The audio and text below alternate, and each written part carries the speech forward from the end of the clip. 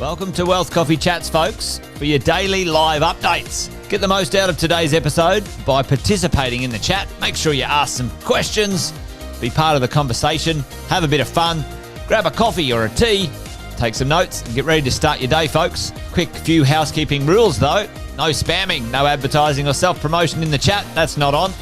Be kind and respectful to everyone when participating. And most of all, have a good time. Real estate investing can be your biggest asset. It also can be your most expensive asset when it comes to getting it right or getting it wrong, folks. It can be time-consuming, stressful, and that's why here at Positive, we have what's called a 6-star team, a full-service team that provides integrated wealth and property investing solutions and services simply designed to help you progress towards your goal of passive income through your property portfolio, folks. Make sure you check out our other podcasts on the Positive Mentor Network. Not only is there Wealth Coffee Chats, there's the Urban Property Investor. Drops every Wednesday with straight talking investing strategies and lessons with Sam Saggers. Property Investor Tales. This is where our clients, you guys, share real life stories from property investing, hosted by some of our advisors and strategists. And that's done every fortnight, dropping every Monday. Wealth, Wine and Wisdom, folks, that debriefs the week that was in the world of finance and property, hosted by yours truly, Jason Witten and Andy Fenton on Fridays. Hey, good morning, folks.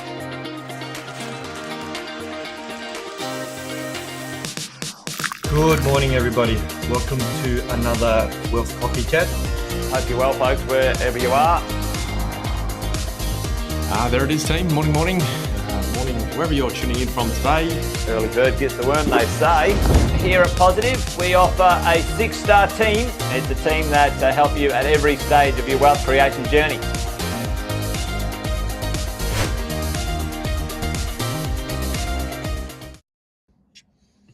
Good morning, folks. Happy Wednesday, wherever you're tuning in from this morning.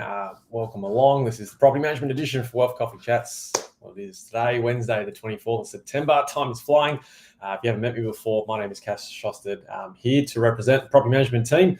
We are going to try and bring some guests on between now and Christmas from the team and certainly share some more stories. But you've got me again today, folks. But if you're on and you're live, let's put some shout outs in the chat. Let me know you're here. Always love a bit of banter with this morning's conversation. And certainly we've got another cool topic to talk about this morning. But listen, team, I've been doing this 14 years going on, and certainly over that time you learn a thing or two. And I wanted to share with you guys today our shopping for the lowest fee in property management actually caused this client $5,500 in lost rent. You heard it right. Lowest fee, shopping around. Everyone does it, and it's cost this landlord $5,500. I've seen it time and time again. There is not a week that goes by, team, without me seeing some landlord out there in Australia, across the country, posting for a recommendation, looking for a quote. This client, I'm looking for a competent property manager. So there's certainly some stories behind that particular comment, I'm sure. But yes, like I say, team, there's not a week that goes by where landlords out there in Australia are finding it very challenging to find competent property managers, apparently. And, they're at the end of the day, they're just looking for some good advice, some good guidance, some education around the tenancy law, and propel that, investment forward. We can try and hold it for a longer period of time. We're going to be better off. So that's what we're going to jump in and talk about today. Courtney's on. Morning. And Patrick as well. Morning to you guys. Thanks for joining. Thanks for being part of the conversation this morning. And so, team, what I want to share with you guys is, we'll ask you guys a question, maybe out there first, and get your thoughts, comments, feedback. What are some of the trends out there that landlords across Australia apply when it comes to selecting a property manager? What are the trends? How are landlords across Australia actually selecting who they might want their property manager to be? Because what I see, there's quite a turnover between how many property managers a landlord might have over a period of time, depending how long they obviously own their investment property for. Because, some of the key reasons, and there's been surveys out there, which I don't have with me today, but from what I've read and 14 years experience doing this, team, the main trends out there on how landlords like yourselves and myself go out there and select property managers is usually based on a couple of things. Number one, we're always looking for referrals. So if our friend or our neighbor has a good contact, we're generally going to take that into a high regard. That makes sense to me. Now, whether we look under the hood or not, past that referral is probably not what's going on. We just take the referral, we run with it, right? And all's good until something goes wrong. Another way is that we're doing searches, and we usually go with the agent who lives or has an office closest to the property. So we're determining property managers' ability and competency based on that. We're also making decisions based on who just responds to us the quickest, because we're very frustrated as humans. We want very impatient. We want everything to come at our doorstep really, really quickly, just like the Uber driver might come. And we are selecting property managers based on who calls me back the fastest. The fourth thing that we do notice out there is exactly in the title, and that is we are making decisions on who our property managers are going to be based on the lowest management fee, not any other fee, just the management fee. And it's a really interesting psychological process, I believe, from what I can observe and go through my own sort of career and journey in that space, seeing landlords, make those decisions, but also, some of the other landlords that make decisions in a different way. So the case study in today's conversation that I said earlier, the reason this particular landlord out there lost $5,500 is because they chose a property manager where they were settling a property. It's now been 10 weeks, right? It took 76 days. So call it 10 weeks of that property being vacant, right? Almost 11 weeks.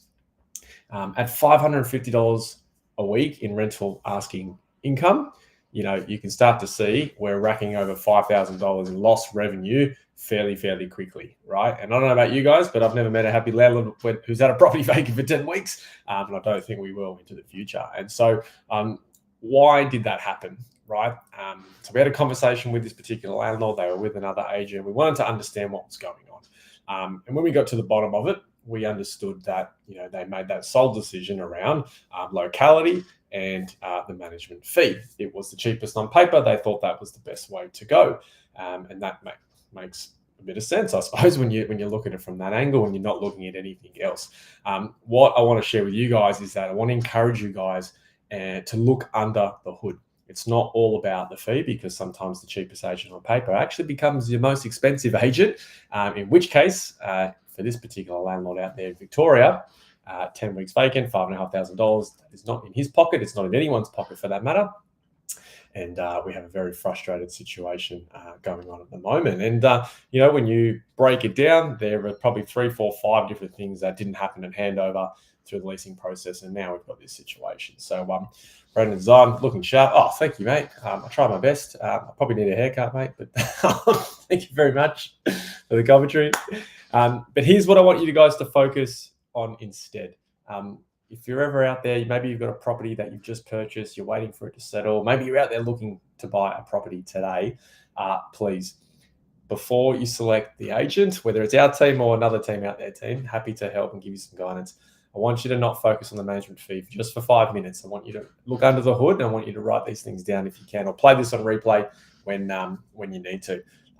Focus on understanding what your property manager's leasing plan is to get you and your property leased within 14 days or less. Ask them that question. What are they going to do as your property manager to get you leased within 14 days or less? Right? You're going to understand very, very quickly just with that one question. If you look at nothing else, now I've got about 4 other points, but if you look at nothing else, team, if you ask that question, the response you'll get, you'll know very quickly whether you are going to be on the market for 14 days or whether you're going to be on the market for 76 days like this owner in Victoria. Okay. If they hesitate, if they haven't got clarity or cannot provide you with some clarity, then you've got some challenges coming your way. So I always say, show me your leasing plan and I'll show you how long you're going to be vacant for. The second thing I want you to talk to your potential property manager about, right, is what are their beliefs and understanding on repairs versus maintenance, because they are two different things, right? They are two different things.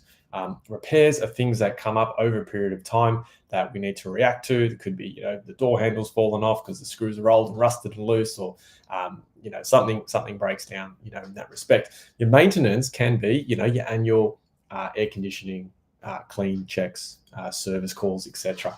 Something like that. Maybe your appliances, maybe you've got a swimming pool in your investment property and you're getting that checked on every month. These are preventative, reoccurring, automated maintenance items. And so you want to keep an eye on. So ask them, what are your repairs and maintenance beliefs? How do you operate around that? What is your process? Again, if you get some clarity, you might be on a winning wicket. If you don't, you might be in for some challenges when things come about. Another major one, guys, is you want to understand if you're going to be kept safe throughout this tenancy. And one of the things you can do to be kept safe is your property manager can conduct and execute really good detailed property condition reports and routine inspections. I cannot stress how important those are. Now, why do I know that's an issue in the industry? Well, because every time I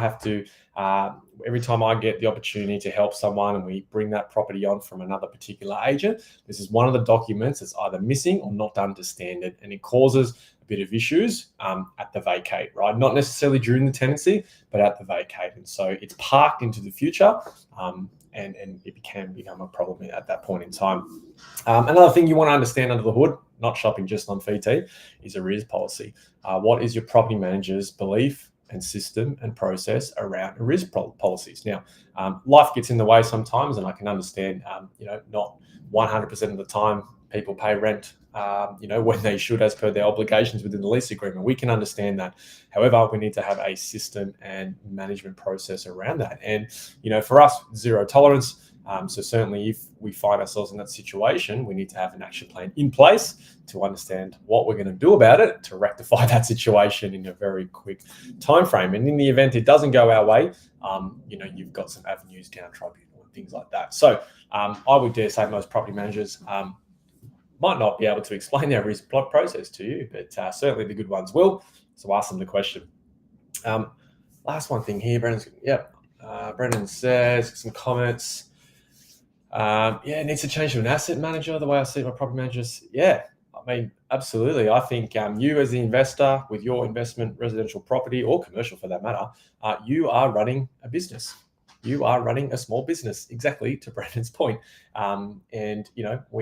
You're not charity in that respect. And so, you've got to have some systems and processes. You wouldn't do it in your own business. Don't do it to your investment property. That's a very good point. Jeff, mate, you're in Palm Beach. Hell yeah, $740. Boom. Well done, Jeff. Well done. Thanks for sharing. Last thing, team. Have a think about this. Here's a thought. I'll put the title up here again because it's a really one. House shopping for the lowest fee costs $5,500 in lost rent. Right now, I shared a couple of reasons why that went wrong: the leasing campaign, lack of communication, lack of strategy, etc., etc. We've talked about 3-4 things that maybe you guys could ask your property manager before looking at the fee schedule, right? I'm not saying the fee schedule is not important. It is important. I'm saying don't make that decision in isolation. Make it in combination with a few of the other things we've spoken about today. So here's a thought. If the property manager and or agent cannot defend their own fee and offer you a discount really, really early on or really easily, right, because you've just asked for it, if they cannot defend their own fee, what do you think they'll do to yours, right? Time and time again, I've been to open homes as a tenant. I've been to open homes just to observe as a property manager. I've conducted many throughout my 14 years in the industry too. If the property manager cannot defend their own fee and service to you as the landlord, right, ultimately to get you the result, right, to keep you safe, make you wealthy, help you hold that property for a longer period of time, how on earth will they defend your fee? I have seen it countless times at open homes. Property could be listed for $700 per week, and the prospective the prospective renter will say, "Hey, will the owner accept $650?" And the agent's response is, just put it on the application. We'll take it to the owner." Right now, you may not see that because you're not there in the open home, but I can tell you, team, this goes on. This is why I say you need to, with clarity, understand what's your property manager's leasing plan to get your lease in 14 days. Make a judgment call on their ability to negotiate. Okay, because if they can't defend their own fee, they can't defend their own service levels, then we might have a challenge when it comes to protecting your rent, maximizing your rent, and ultimately, in the case of this owner in Victoria, right, $5,500 lost in rent. We've got to now backtrack and try and undo what's already done. And we're never going to get that $5,500 back. We can only obviously get at least now and move forward. So is it possible at open homes that agents might encourage renters to apply at a less rate. Yes, that is very possible, right? Is it possible at a lease renewal that the lower fee agent who has no negotiation ability is unable to maximize your rent or protect your rent? Is it possible that they might cause a vacate and now you're up for $2,500-$3,000 in letting fees? Yes. Now this is what it is about. So team, if I can leave you with one thing, please don't shop on fees in isolation. Do it in combination with a few other things. Lift the hood up, find out what's underneath, ask some good questions, and you'll get your answers fairly quickly. Because I do say this after a number of years doing this. It's kind of like show me your property manager, and we'll show you your future. It's a little bit like that in the industry. So that's my 2 cents. Don't know if that was helpful or a bit of a rant, maybe a bit of both, but hopefully it was helpful for you guys. Appreciate the participation in the chat today. It's been good, always helpful. And listen, if you've got any more topics, conversations, things you guys would like to chat about, as always, email is below. Shoot me an email, let me know what you're up to, and we'll certainly unpack it here on Wealth Coffee Chats. But don't forget, 8:10 tomorrow, the financial planning team, I should say. I should get another coffee. The financial planning team will be on. So jump online tomorrow, guys, and we'll learn another lesson or two. In the meantime, that's it for now. See you later. Thanks for watching another episode of Wealth Coffee Chat, folks. Make sure you like, subscribe, and turn on your notifications so you never miss a thing when we go live. Improve your portfolio and investing game, folks, with Wealth Coffee Chats live every morning at 8:10 each weekday. Make sure you join us. Previous episodes are also available wherever you get your podcasts, folks, as well as our other podcasts from the 6-Star team here at positivementor.com.au.